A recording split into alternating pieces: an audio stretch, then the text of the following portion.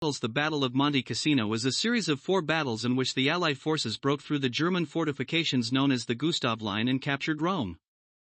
At the beginning of 1944, the western part of the Gustav Line was under German control. The Germans held the valleys of Rapido, Liri, and Garigliano, as well as some adjacent peaks and mountain ranges. However, the ancient abbey of Monte Cassino, founded by Saint Benedict in 524 AD, was not occupied by them, although German troops had taken defensive positions on the slopes of the mountain, below the monastery walls. On February 15, the abbey, which stands atop a mountain overlooking the town of Cassino, was destroyed by American bombers B-17, B-25, and B-26. 2 days after the bombing, German paratroopers occupied the ruins to hold them. From January 17 to May 19, the fortifications of the Gustav Line were attacked by the forces of the anti-Hitler coalition 4 times. On May 19, they broke through the German defenses, began the offensive towards Rome, and captured it on June 4, 1944. After the landing of Anglo-American troops in Italy under the command of Harold Alexander in September 1943, they continued to advance north. The troops moved in 2 directions, on both sides of the chain of mountains and hills forming the backbone of Italy. On the western front, the 5th U.S. Army commanded by Lieutenant General Mark Wayne Clark moved north from Naples, while on the eastern side of the peninsula, the 8th British Army under Sir Bernard Montgomery also advanced northward along the Adriatic coast.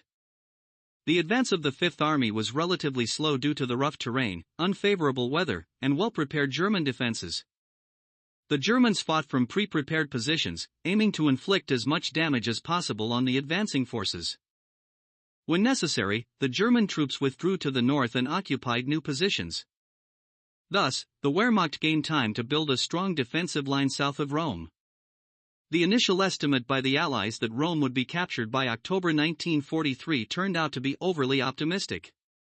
Despite the fact that in the east, on the Adriatic front of the 8th British Army, the Gustav Line had already been partially broken and, in particular, Ortona had been captured, the Allies' advance was halted due to blizzards that began at the end of December. They made aerial supply of troops and the offensive itself nearly impossible.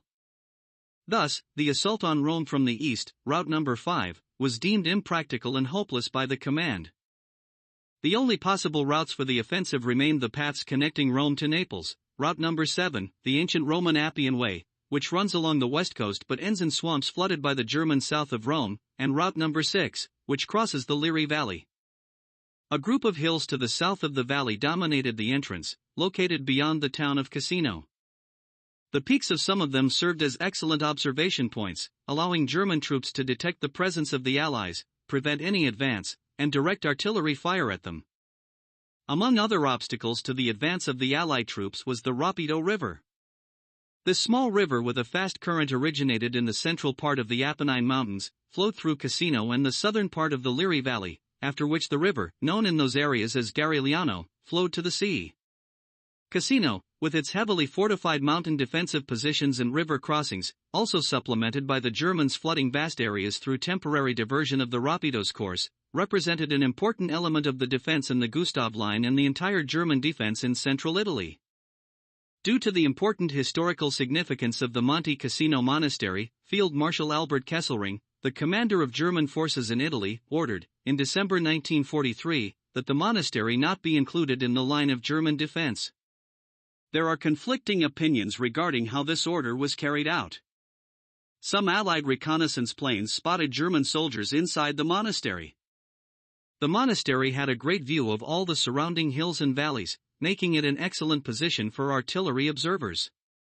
It was clear that as soon as the monastery was destroyed, German troops would occupy defensive positions among the ruins. Ultimately, however, the military arguments for destroying the monastery were based on its potential threat, real or imagined, rather than on the fact of occupation itself.